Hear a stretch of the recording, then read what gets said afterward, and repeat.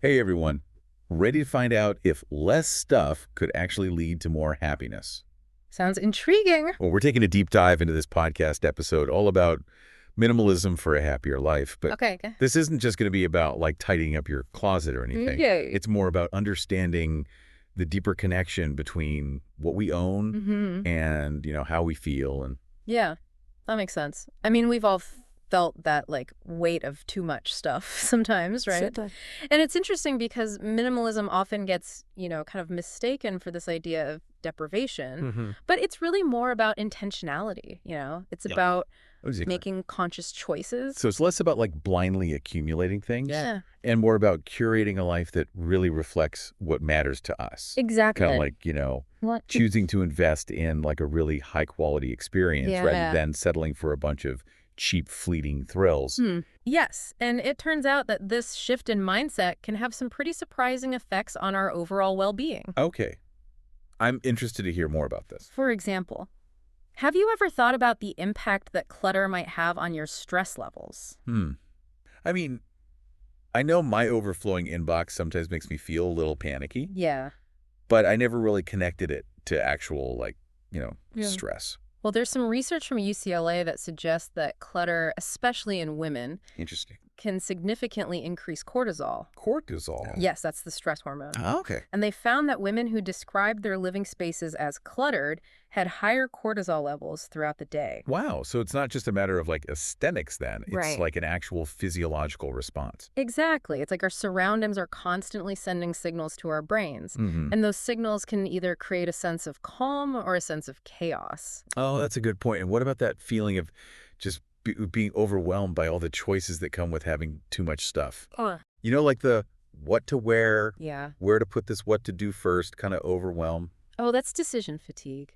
Is that like a real thing? It's a real phenomenon when we're bombarded with choices, our brains just get tired. Makes sense. And then we're more likely to make bad decisions or just kind of shut down completely. Oh, wow. So not only is clutter stressing us out, Right. it's also like hindering our ability to think clearly and make good choices. Yeah, it's like having this mental fog that makes it hard to focus on what's truly important. So if clutter is the culprit, could minimalism be the cure? There's definitely a connection there. Okay. When you declutter your physical space, you often experience a sense of mental clarity and calm.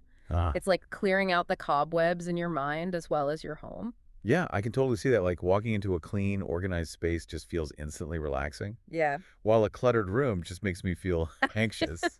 It's like the difference between, you know, It is. listening to soothing music and being stuck in a traffic jam. And that sense of calm can actually translate into greater happiness, too. Really? Studies have shown that people who embrace minimalism tend to report higher levels of life satisfaction Interesting. and lower levels of stress and anxiety. Yeah, that makes sense when you're not weighed down by all these possessions. Mm-hmm. You're freer to pursue experiences, Hmm.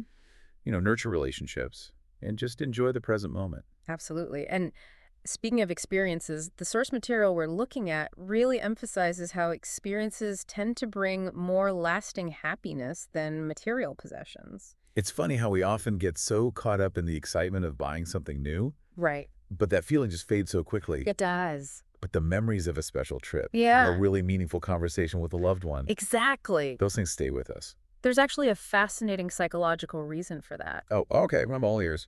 Dr. Thomas Gilovich, a prominent researcher in the field of happiness, has found that experiences become a part of our identity in a way that material possessions just don't. So it's not just about having a story to tell. Right. It's about those experiences shaping who we are at our core. Exactly. Yeah. And the more we invest in those experiences, the richer our lives become. That's a really powerful insight. So minimalism isn't just about having less stuff. It's not. It's about creating space for more what truly matters. Yes. Those experiences that shape us, connect us, and bring us joy. Absolutely. It's about shifting our focus from the pursuit of having to the richness of being. Okay, I'm starting to see the appeal here, but for someone who's so used to it's more mentality, where do you even begin to embrace this minimalist lifestyle? No, it doesn't have to be a drastic overnight transformation. Okay. You can start small by decluttering just one area, like a drawer or a shelf. Small steps for a less cluttered life. Exactly. I like it. What's a good way to decide what to keep and what to let go of? The source material suggests asking yourself a few key questions like, do I need this? Does it bring me joy? Right. When was the last time I used it? Those are great guidelines, and I've always liked the one in, one out rule. Oh, yeah. For every new item you bring into your home, you get rid of one you no longer need or use. That's a great way to prevent clutter from creeping back in. Yeah. And it encourages you to be more mindful about your consumption habits. So less impulsive buying and more intentional choices. Exactly. But let's be real, there are probably some challenges that come with embracing a minimalist lifestyle, right? Absolutely. It's not always easy to resist the allure of new and shiny things, True. especially in a society that constantly tells us to buy more, buy more, buy more. Right. Like what about sentimental items? Yes. Those are so hard to part with. That's a common hurdle. Instead of trying to get rid of everything with sentimental value, Yeah. the source suggests focusing on keeping a few truly meaningful pieces and letting go of the rest. So it's about preserving the memory, Right. not necessarily clinging to the object. Exactly. And what about that fear of missing out? Oh, yeah. Like, what if I get rid of this and then later I'm like, oh, shoot, I really needed that? That's where those key questions come in handy. Again, ask yourself, is keeping this item really worth the physical and mental space that it's taking up? Oh, that's a good point.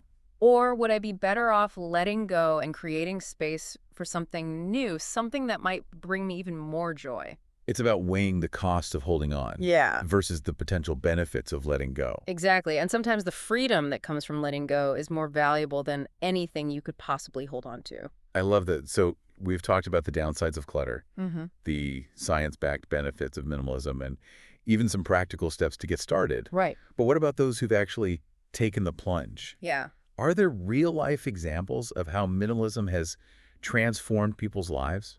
There are some truly inspiring stories out there that really showcase the power of embracing this lifestyle. Okay, I'm ready for some inspiration.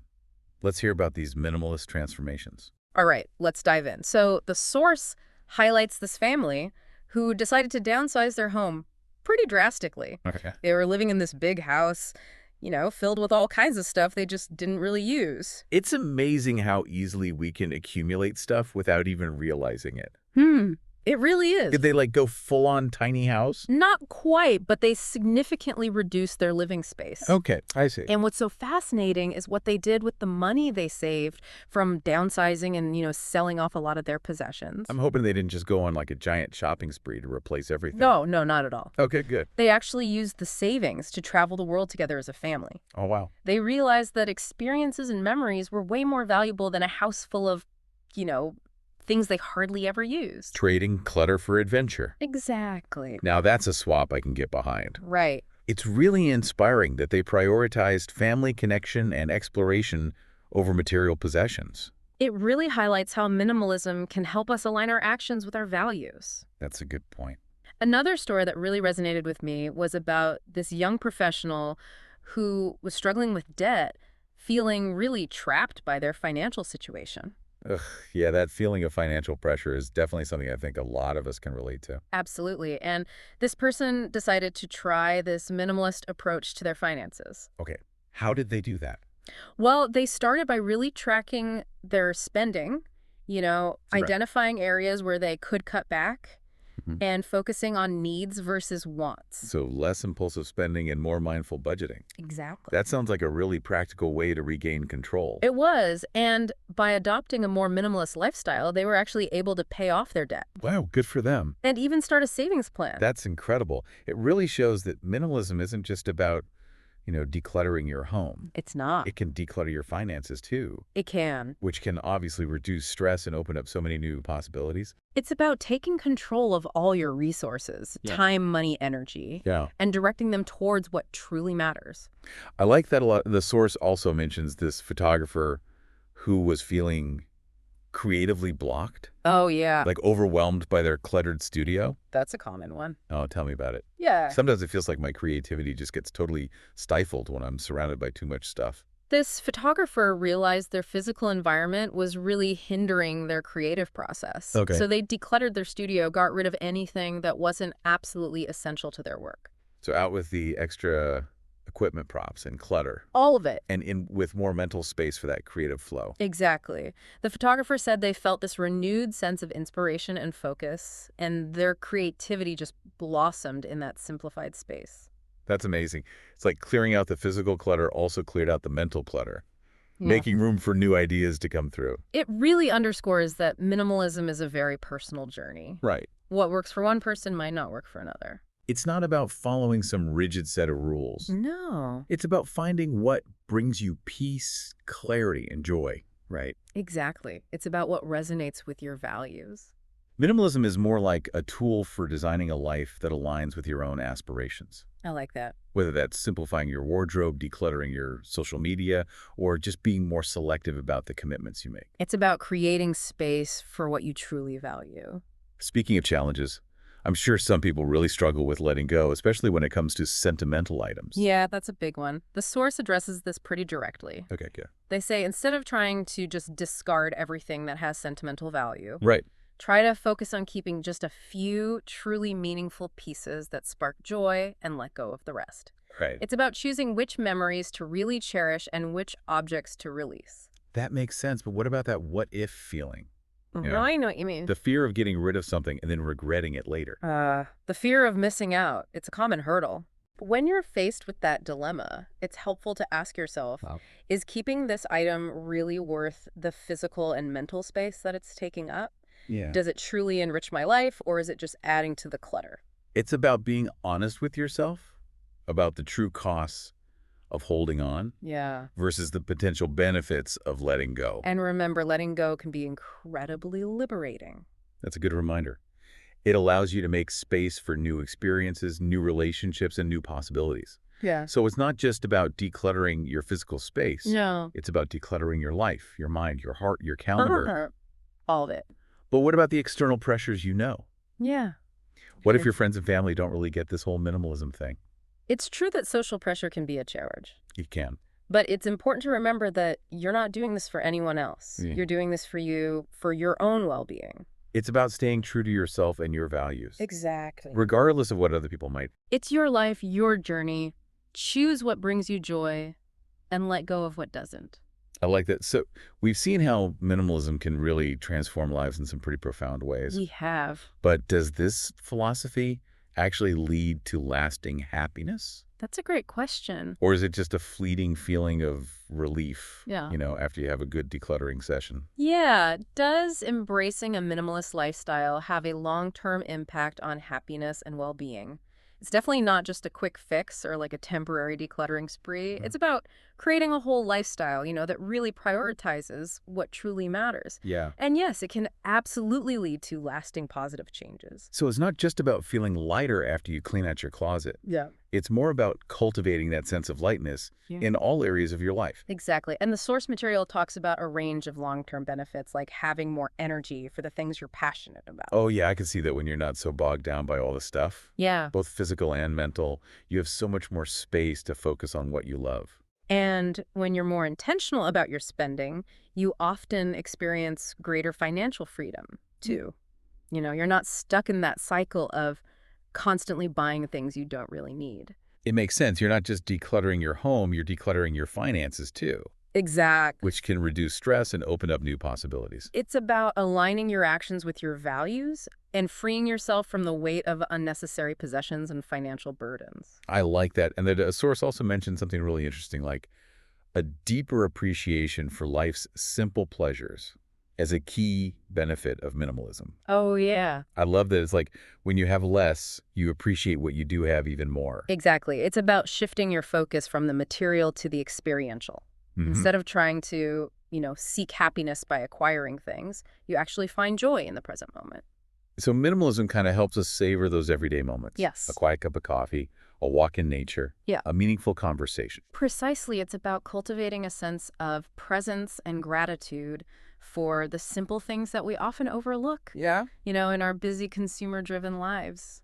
It's so true. So we've kind of come full circle here. Minimalism isn't just about decluttering. It's about creating space Yes. in our homes, in our minds, and in our lives Mhm. for what truly brings us joy. It's about letting go of what weighs us down so we can fully embrace what lifts us up. That's a beautiful way to put it. As we wrap up this deep dive into minimalism for a happier life, let's turn the conversation back to you, the listener. It's always interesting to see how these ideas can be applied to our own lives, right? Absolutely. And here's a thought-provoking question for you to consider. Okay. What one thing could you let go of today that would bring you more peace or more joy? It could be anything, a physical item, a commitment, a digital distraction, Yeah. anything that's taking up space, but not really adding value. And the beauty of it is it doesn't have to be this huge dramatic change. Yeah. Start small. Yeah, Maybe unsubscribe from a few email lists. that's a good one. Clear off a cluttered shelf, or just say no to one extra commitment. Those small steps can really have a ripple effect, They can. leading to a much greater sense of clarity and freedom. And as you start letting go, you might find yourself naturally drawn to explore other aspects of minimalism. Yeah. The source material even talked about a fascinating connection between minimalism and mindfulness. That's interesting. Both practices encourage presence and intentionality. Yeah. When you're not constantly distracted by clutter, you're more able to be fully present in each moment. It's like minimalism clears the path for a more mindful way of being. So if this resonates with you, exploring mindfulness practices might be a great next step on your minimalist journey. Love that. And it's all about, finding what works for you, what brings you joy, and what helps you create a life that really aligns with your values. Remember, minimalism isn't about deprivation or striving for some kind of picture-perfect aesthetic. Right. It's about intentionally designing a life that feels good, a life that's filled with what truly matters to you. So keep experimenting, keep learning, keep discovering what minimalism means for you. Yeah, You might just find that less truly is more. absolutely. Happy decluttering, everyone. Yeah.